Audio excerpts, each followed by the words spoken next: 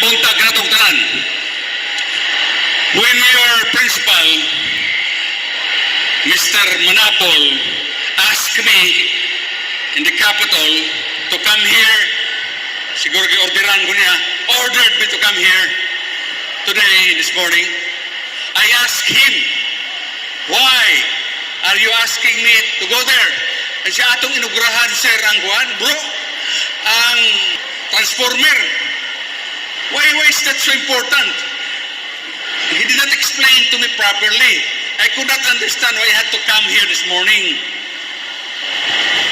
Now, pag-blessing niya kanina, nakita na ko, modeli. Oh, but I didn't know why. You better explain that later on, when your chance arrives. Ang tinuod, I am not supposed to be here, kaya doon ay araw karon sa Lapla, Sulop, kasi kinalayuan nga barangay sa Sulop, gamay kayo, ang mga botante diha o politika hisgutan, 90 kabuok, 90 voters registered sa barangay Lapu-Lapu, Sulop, na pilde pagkikula seleksyon. And yet, sa iyang kagamay, doon ako'y gymnasium nitong 4 million, costing 4 million, o barangay hall nga 1 million. Ang ibayad nga buwis sa barangay is only 80 pesos. Good morning, taga Digos City National High School. We would like to thank the Lord God who has been very kind to us. Nasayod kita nga daghang mga structures diri sa Digos City High School nga naguba and are threatening to fall down. But nevertheless, magpasalamat gihapon kita. Kay karon, niya bang gihapon ta? We are alive and kicking. We are alive and kicking. Nasayod na kita what happened to Panay Island. Gumikan niya itong Ursula nga typhoon. Di ba? Pila ka provinces and cities. Millions of Filipinos nga nabiktima sa Ursula typhoon. And today, ang Batangas, ang katawan sa Batangas ug Cavite, mao na say naigo gumikan sa eruption sa Taal volcano. Our people are suffering. That is why kita sa Davao del Sur, dili pwede nga atong sirahan ang atong mga mata. We cannot pretend that these things are not happening to our country. We cannot close our eyes.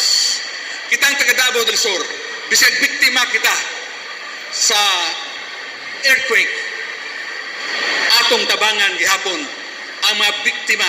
We should extend help to them. Kay may na lang niya diri. Naka-inaugurate pa kita og isa tawag din three-phase ikaw na explicar ano niya. Where is Vice Governor Cagas now? Asa man si Mark? Nasaan nga siya? He's presently on his way to Capiz Province. Nagsakay siya karon at this hour, 3 hours from Iloilo City to Capiz. Musakay kag sakyanan pato ka Capiz. Unsay tuyo ni Mark dito? Nag-deliver siya karon og cheque nga worth 1 million pesos ang tabang sa probinsya sa Davao del Sur ngadto sa mga tao sa Capiz nga nabiktima sa bagyo nga Ursula. Ngano mong gibuhat ato kana? Aside from the fact nga 2 months ago ang gobernador sa Capiz, si Governor Nonoy Contreras, I did not know him before that.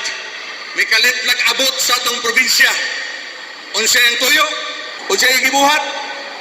Nagdala siya og 1,400 sheets pligo. 1,400 ka pligo sa sin para gitabang sa mga taong naguba, totally damaged and destroyed homes diya sa Sitio Bandera, Barangay Balabag. Sin, gidivide-divide diya karon tagdapulo ka sin, matagbalay nga patindugan diya sa Bandera, Balabag. That was Governor Nonoy Contreras nga wa ko makaila. Karon, unfortunately, very sadly, pag-abot sa Enero, nasayod mo, apil ang Capiz. Na-damage ang entire province, ang tanan nilang agricultural products, aside from mga dakong building, sama sa SM dito. Gibaha. Nag-deliver si Mark karon dito this way, og 1 million. Next, niya nasay Taal, nasay Batangas. Taga Davao del Sur, wa ba tayo buhaton?